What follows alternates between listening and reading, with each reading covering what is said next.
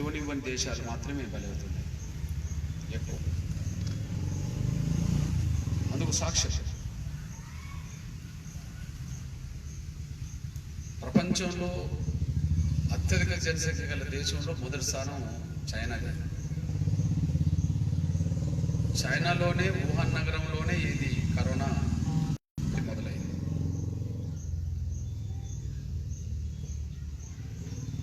భౌగోళికంగా చూసినా జనసాంద్రత చూసినా మనకంటే వాళ్ళది ఎక్కువ. కానీ వాళ్ళు తీసుకున్న నియంత్రణ చర్యలు వాస్తవానికి వాళ్ళకు అనుభవం లేదు. వైరస్ మొదలైంది అక్కడ కాబట్టి ఎట్లా అరికట్టాలనే విషయం కూడా అనుభవం లేకపోయినా అరికట్టే చర్యలు వేగవంతం చేశారు, కఠినంగా చేశారు. కాబట్టి దాన్ని వుహాన్కి పరిమితం చేశారు. వుహాన్ దాటి ఇంకెక్కడికన్నా వెళితే అది అక్కడ కంటైన్మెంట్లకి పరిమితం చేసి మొత్తం లాక్ చేసి పారేశారు.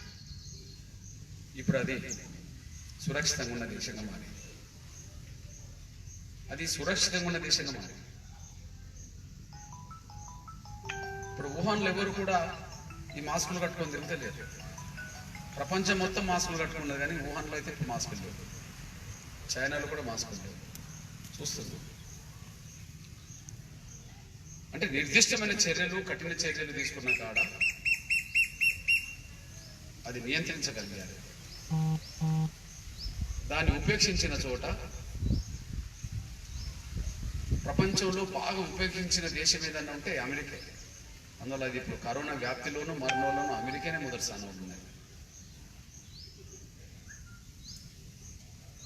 రెండో స్థానంలో బ్రెజిల్,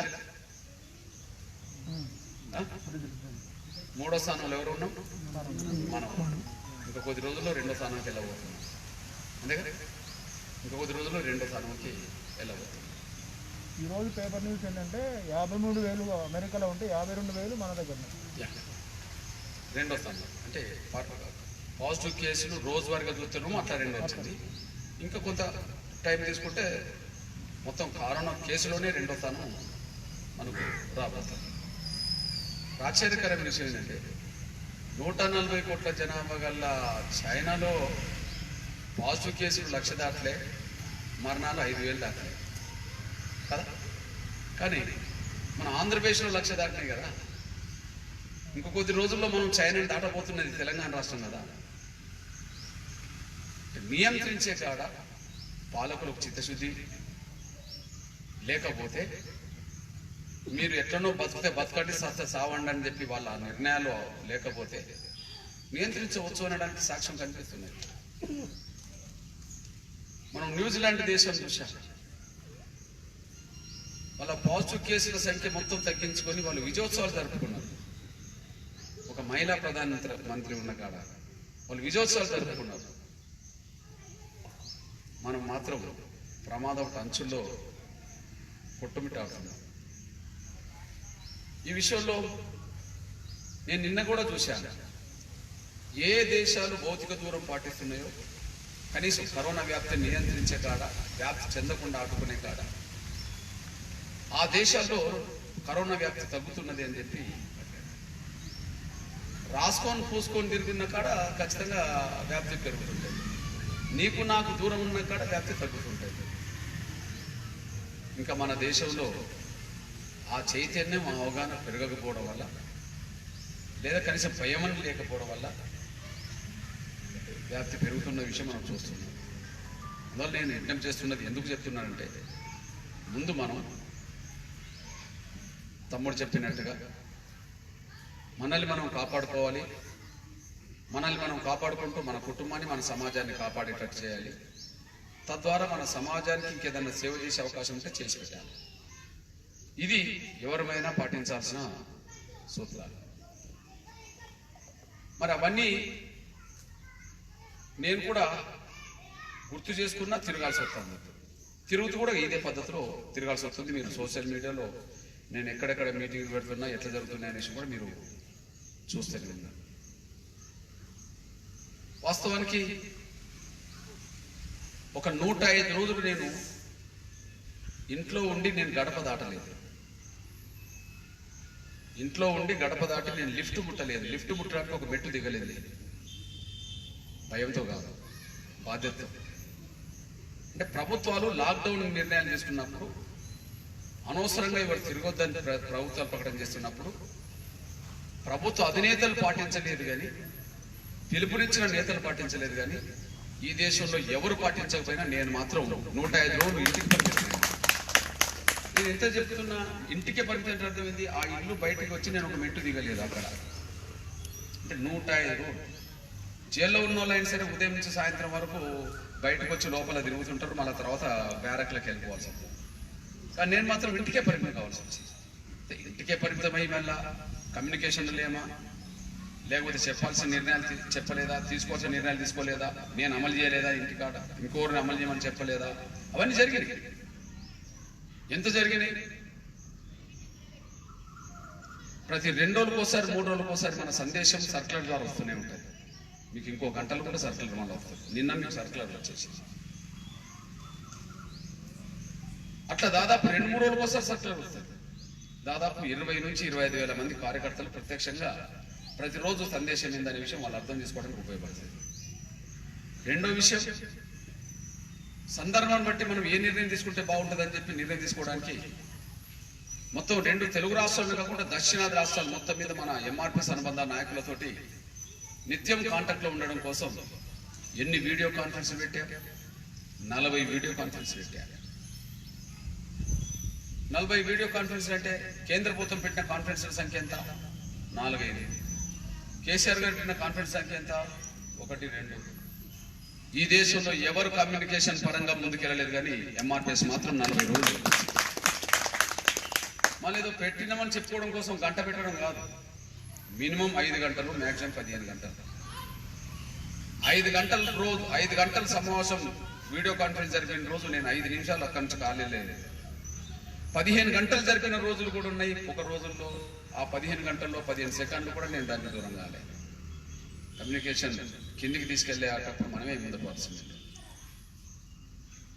కరోనా వ్యాప్తిని నియంత్రించే కాడ 3కి గొప్ప సత్కారం చేస్తున్న రోజుల్లో డాక్టర్లు, పోలీసులు, పారిశుద్ధ్య కార్మికులు వీళ్ళు సమాజానికి సేవ చేస్తున్న సమయంలో ఆ 3ని గౌరవించాల్సిందే కానీ ఆ 3లో ఎవరికి అక్కున చేర్చుకోవాలి అనే కాడ వచ్చినప్పటికీ డాక్టర్లకు ఉద్యోగ భద్రత ఉన్నది, సామాజిక గౌరవం ఉన్నది, అందులో అన్ని వర్గాలు ఉన్నారు.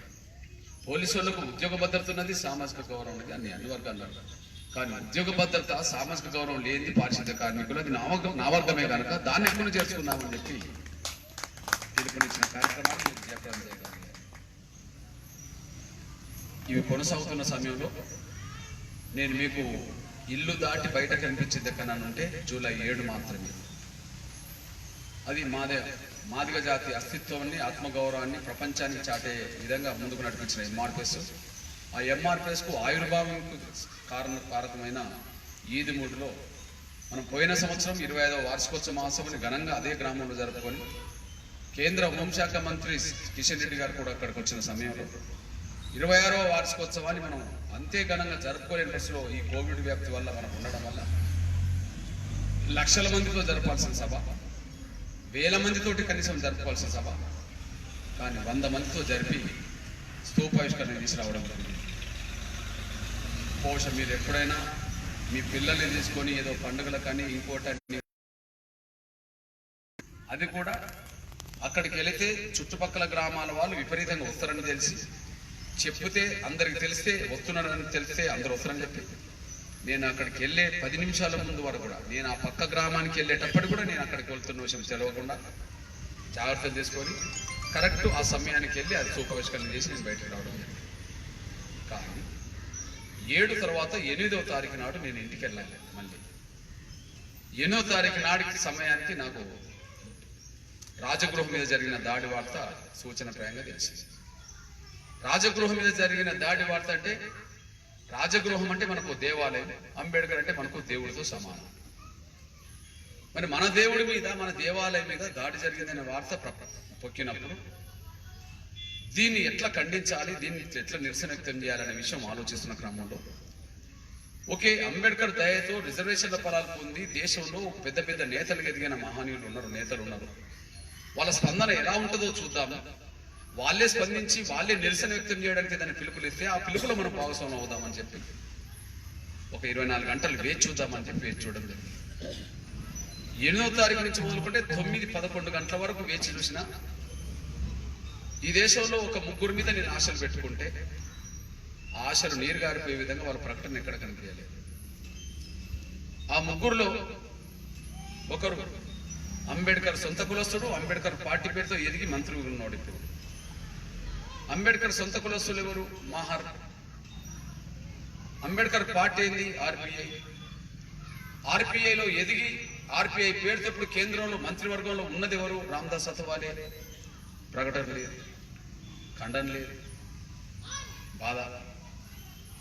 రెండోది, ఈ దేశంలో ఒక దళితులు నుంచి ఎదిగిన ఒక ప్రముఖ నాయకుల పేరు చెప్తే 4వ పేరు వచ్చేది రామ్విలాస్ పాస్వాన్. దేశంలో ఒక అంబేద్కర్, ఓ జగ్జీవన్ రామ్, ఓ కాన్షీరామ్, ఓ రామ్విలాస్ పాస్వాన్.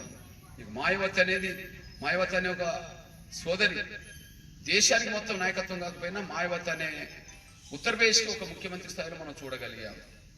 కానీ దేశ స్థాయిలో పేరు గల వ్యక్తి ఎవరన్నా ఉంటే రామ్విలాస్ పాస్వాన్. ఇప్పుడు ఆయన కూడా కేంద్ర మంత్రివర్గం ఉన్నాడు అని ఎప్పుడు ఏ మాట మాట్లాడినా అంబేద్కర్ గురించి మాట్లాడకుండా ఇంకో గురించి మాట్లాడాడు. కానీ ఆయన నుంచి ఏదైనా ఖండన లేదు ఒక నిరసన వ్యక్తం చేస్తాడనే ఆలోచన చేస్తే అది కూడా లేదు. మూడోది, మనకు తెలుసు మాయావతి గారు. మాయావతి గారు దేశంలో ఒక దళిత మహిళ నేతగా ఒక స్థాయికి ఎదిగింది. మన వర్గాల నుంచి ఎవరు కూడా అన్నిసార్లు ముఖ్యమంత్రి కాలేదు. అంబేద్కర్ ఐడియాలజీ, కాన్షీరామ్ పని విధానం ద్వారా ఆమె ఒక ముఖ్యమంత్రికి ఎదిగింది. ప్రధానమంత్రి కూడా అవుతుందని చెప్పి మాట్లాడిన రోజులు ఉన్నాయి. మరి ఆమె నుంచి ఒక ఖండన రాలేదు, ఒక నిరసన వ్యక్తం రాలేదు. అంటే ఏ అంబేద్కర్ పేరు చెప్పైతే అంబేద్కర్ ఫలాలు పొందిన ఈ స్థాయికి ఎదిగిన నేతల నుంచి వస్తుందని ఆశిస్తే ఎప్పుడైతే రాలేదు, ఇక వాళ్ళ నుంచే రానప్పుడు ఇంకెవరి నుండి వస్తుందని చెప్పి ఎదురు చూడాలి అనుకున్నప్పుడు మన బాధ్యత మనం నెరవేర్దాము అనే పద్ధతిలోనే 3 వారాల నిరసన కార్యక్రమం ఇచ్చి అప్పటి నుంచి నేను ఇంటికి వెళ్లకుండా ఇప్పటి వరకు తిరుగుతున్నాను. నేను ఫస్ట్ జూలై 10 నుంచి 9వ తారీఖు నాడు ప్రెస్ మీట్ పెట్టా. 8 వరకు ఎదురు చూసా, 9-11 గంటల వరకు ఎదురు చూసా, 9-12 గంటల వరకు నేను ప్రెస్ మీట్ పెట్టా. అది మీకు సోషల్ మీడియాలో అందేసింది. 10వ తారీఖు నుంచి కార్యక్రమం మొదలైనవి. 10 నుంచి 20 వరకు మొదలైనవి. 10 నుంచి 20 వరకు తెలంగాణ మొత్తం తిరిగాను. 20 తారీఖు నాడు హెడ్ క్వార్టర్లో నేను 4 జిల్లా కేంద్రాలు పాల్గొన్నా. సంగారెడ్డి, మెదక్, సిద్దిపేట, జనగాం. మొదటి రోజు కూడా నేను 4 పాల్గొన్నా. కొత్తగూడెం, తల్లాడ, ఖమ్మం, మనుగూరు. మొదటి రోజు 4, చివరి 20 తారీఖు 4, రోజు 2-3 జిల్లా పాల్గొంటూ వచ్చాను.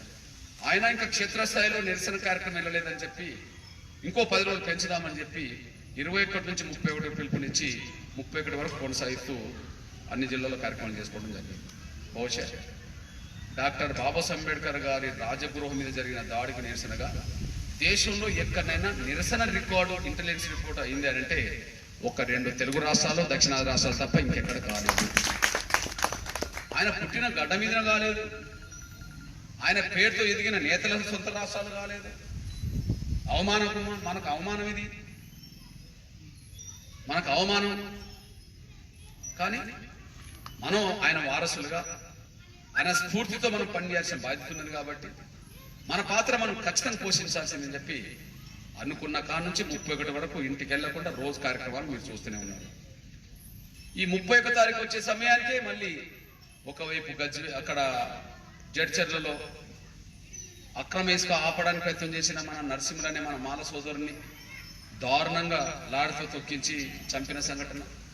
మరొక వైపు ఉన్న 13 గంటలు తీసేసి మొత్తం నిల్వనీడ లేకుండా చేసే ప్రయత్నం చేసిన మన గజ్వేల్ నియోజకవర్గం పరిధిలో ఉండబడే ఆ వేలూరు గ్రామంలో ఉన్న 13 గుంటల్లో వాళ్ళు రైతు భవన్, రైతు వేదిక కట్టాలని ప్రయత్నం చేస్తే నాది ఉన్నదే ఇది, మా తాతల కాండ వస్తుంది, నాకు ఇంకా వేరే లేదంటే అక్కడ 20 ఎకరాల రైతులు ఉన్నారు, 30 ఎకరాల రైతులు ఉన్నారు, భూస్వాములు ఉన్నారు, 10 ఎకరాలు ఉన్నారు, 5 ఎకరాలు ఉన్నారు, 4 ఎకరాలు ఉన్నారు. కానీ ఒక దళితుడు 13 గుంటల భూమే కావాలంటే వాళ్ళకు ఆ 13 గుంటల భూమి పోతే 13 అడుగుల భూమి కాదు, ఒక అడుగు, ఒక జాగ భూమి కూడా లేనోడు అయ్యా మీది తీసుకుంటే నేను బతుకోను, నేను సత్తను అని అంటే నువ్వు సత్య మాకు పోయేదేం లేదని చెప్పి అంటే ఆయన పురుగుల మందు పోసుకొని సచ్చే పరిస్థితి వచ్చింది.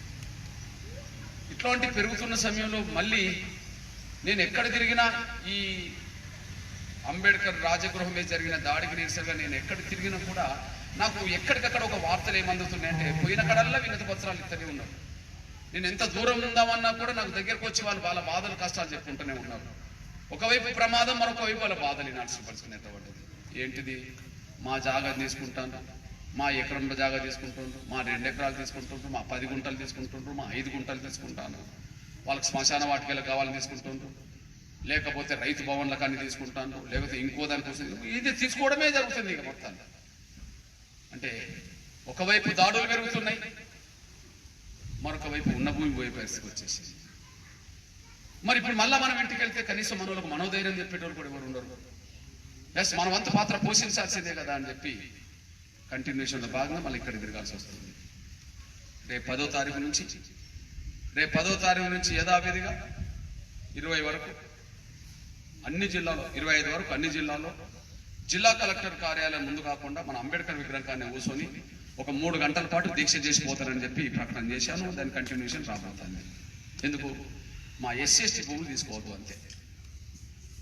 మా SC/STకి సంబంధించిన అసైన్మెంట్ భూములు, వినాం భూములు మనం తీసుకోవాలండి. మరి ఎవరికి తీసుకోవాలి?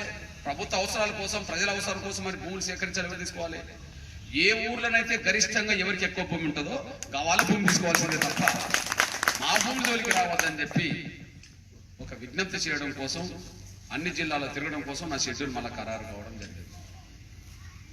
ఆ ఖరారు అవుతున్న సమయంలోనే మరొక వైపు ఆరోగ్యశ్రీ గురించి మనం చెప్పాల్సిన సందర్భం వచ్చింది కాబట్టి ఆరోగ్యశ్రీ వారోత్సవాలు జరపాలని చెప్పి ఆరోగ్యశ్రీ వారోత్సవాలు జరపడం ద్వారా అసలు ఆరోగ్యశ్రీ నేపథ్యం ఏంది, ఎలా వచ్చింది అనే విషయాన్ని మన ప్రజలకు, సమాజానికి తెలియజెప్పడం కోసమే ఈ కార్యక్రమాలు చేస్తూ మీ దగ్గరికి నేను వచ్చాను. నిన్న మధ్యాహ్నం ఎక్కడున్నా నేను మళ్ళీ జడ్చర్లలో అక్కడ ఉన్నాను. మీరు చూశారు. అదే ఆ విషయం కాదు, అక్కడైతే మొత్తం కేసే లేకుండా చేశారు. అక్కడ కేసే లేకుండా చేశారు. కింది కాదు, ఇదే నర్సింహులు, అక్కడ నర్సింహులు. మళ్ళీ ఇదే టైంకు నేను ఇంకొక గంట తర్వాత నిన్న ఉమ్మడి నల్గొండ జిల్లా చెండూరు అనే మండలంలో ఒక మైదానంలో చాలా బ్రహ్మాండంగా సమావేశం జరిగిన విషయం కూడా మీరు చూసి, ఇప్పుడు మళ్ళా గజ్వేర్ వచ్చి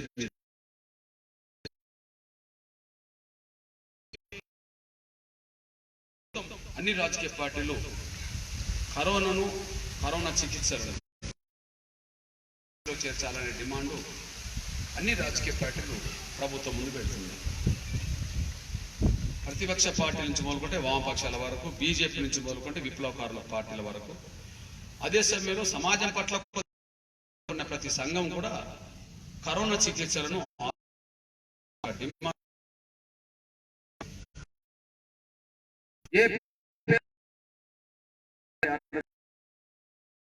వైద్యం వెళ్ళినా కూడా ఉచితంగా చేసి పంపే పరిస్థితి ఇక్కడ. అంటే ప్రపంచంలోనే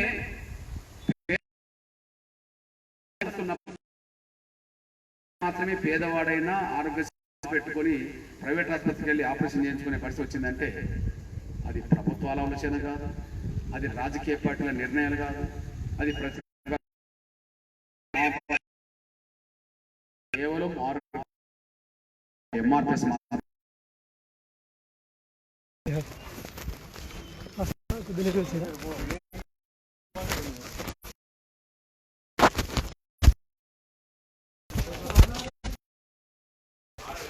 चार्जिंग